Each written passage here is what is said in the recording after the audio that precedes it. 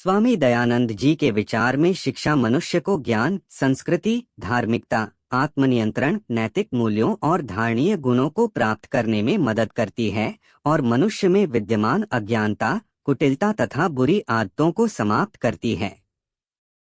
तत्कालीन समाज न केवल जातिवाद बल्कि समूचे नारी वर्ग के प्रति भी दुराग्रह का शिकार था। स्वामी जी के अनुसार जीवन में शिक्षा का अत्यंत महत्व है। शिक्षा के बिना मनुष्य केवल नाम का आदमी होता है। यह मनुष्य का कर्तव्य है कि वह शिक्षा प्राप्त करे, सदाचारी बने, द्वेष से मुक्त हो और देश, धर्म तथा समाज के लिए कार्य करे। स्वामी दयानंद जी के विचार में शिक्षा मनुष्य को ज्ञान, संस्कृति, धार्मिकता, आत्मनियंत्रण, नैतिक मूल्यों और धारणीय गुणों को प्राप्त करने में मदद करती है और मनुष्य में विद्यमान अज्ञानता, कुटिलता तथा बुरी आदतों को समाप्त करती है। तत्कालीन समाज न केवल जातिवाद बल्कि समूचे नारी वर्ग के प्रति भी दुराग्रह का शिकार था। वास्तव में महिलाओं को जाति तथा महिला होने के नाते दोहरी समस्या थी।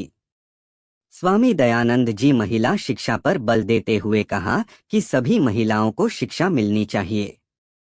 उनके अनुसार माता पिता का यह कर्तव्य है कि वे बेटियों को बेटों के समान शिक्षा ग्रहण करने के उचित अवसर प्रदान करें। हालांकि स्वामी दयानंद सहशिक्षा के पक्ष में नहीं थे और इसलिए उन्होंने लड़कियों और लड़कों के लिए अलग स्कूलों की वकालत की। यहाँ तक कि उन्होंने लड़के और लड़कियों के लिए अलग अलग पाठ्यक्रम की भी प्रस्तावना की। अगर आप इस दुनिया को अपना सर्वश्रेष्ठ देते हैं तो यकीन मानिए आपके पास भी सर्वश्रेष्ठ लौटकर आएगा। मूर्ख होना गलत नहीं है, लेकिन मूर्ख ही बने रहना बिल्कुल गलत है। कोई भी कीमत तब कीमती है जब कीमत की कीमत खुद के लिए कीमती हो। किसी भी कार्य को करने से पहले सोचना अक्लमंदी होती है और काम को करते हुए सोचना सावधानी कहलाती है, लेकिन काम को करने के बाद सोचना मूर्खता कहलाती है।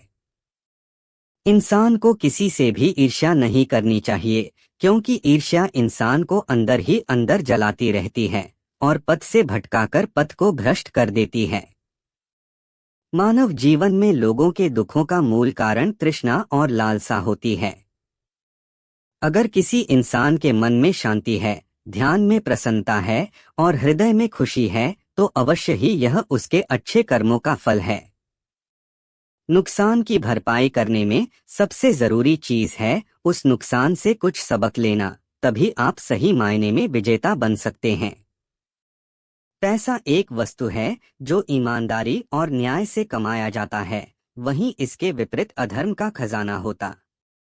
मानव शरीर नश्वर है, इस शरीर के जरिए आपको एक मौका मिला है खुद को साबित करने का कि मनुष्यता और आत्मविवेक क्या होता है।